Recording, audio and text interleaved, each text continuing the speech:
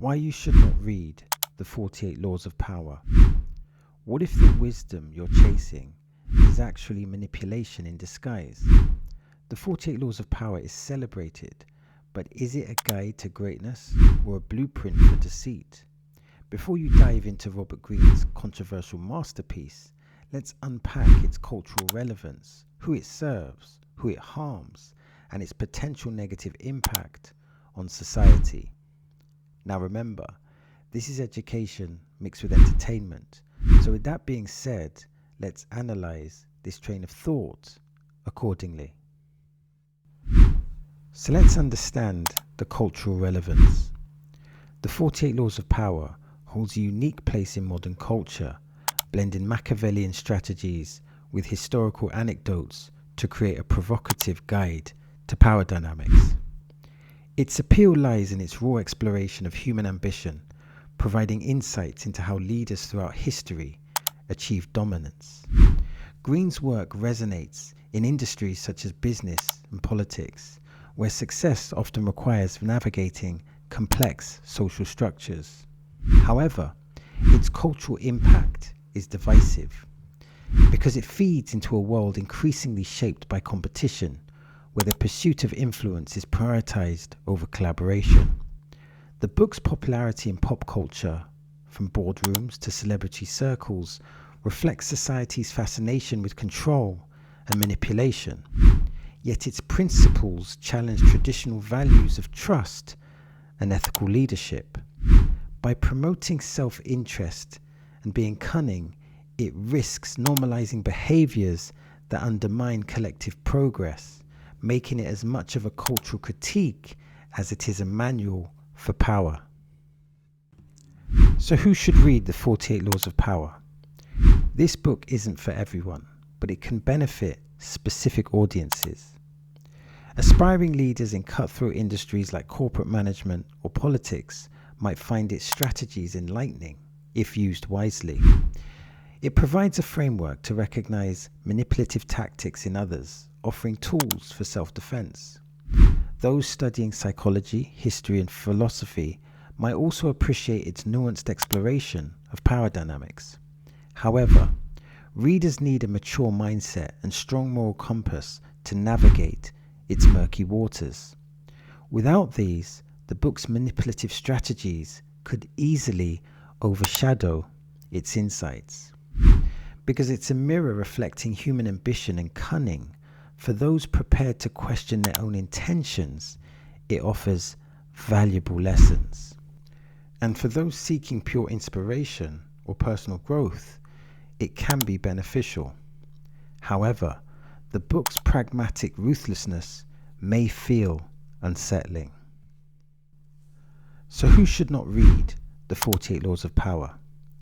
If you're vulnerable to adopting unethical behaviors or struggle to separate right from wrong, this book could do more harm than good.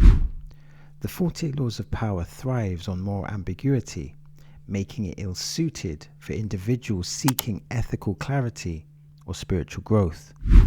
Teenagers or young adults still shaping their worldviews might misconstrue its manipulative advice as acceptable behavior.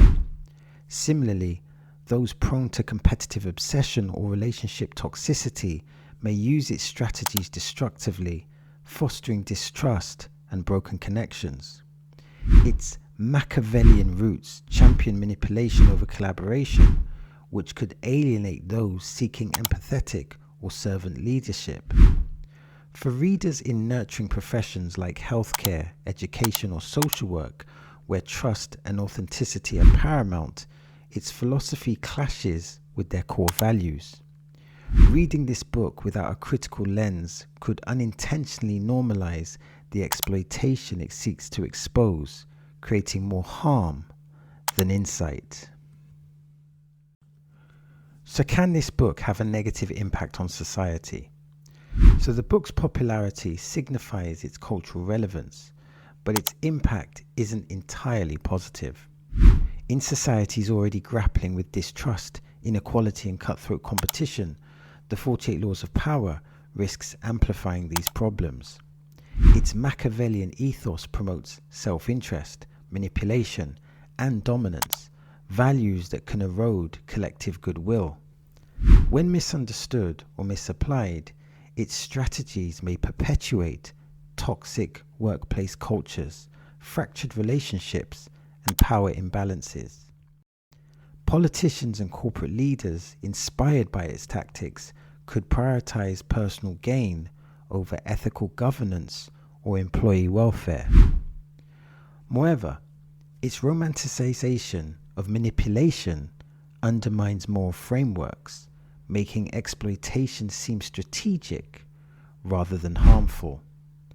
And while it's a reflection of historical truths about power, its uncritical adoption could normalize unethical behaviors, creating a society where trust becomes scarce and genuine connection takes a back seat to being cunning.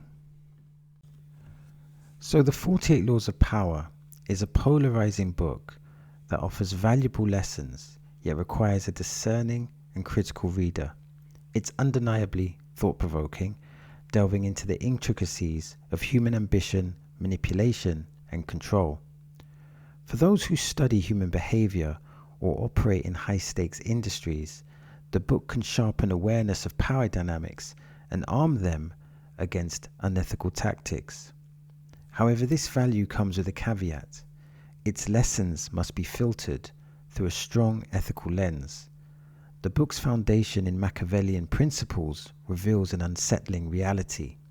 Power often thrives on being cunning and deceptive. Yet does it need to be? Greene presents power as a zero-sum game, where one person's gain often comes at another one's expense. This view risks overshadowing the potential of collaboration, empathy, and ethical leadership to create sustainable success. As a society, we must ask whether normalizing such a cynical view of human interaction is productive.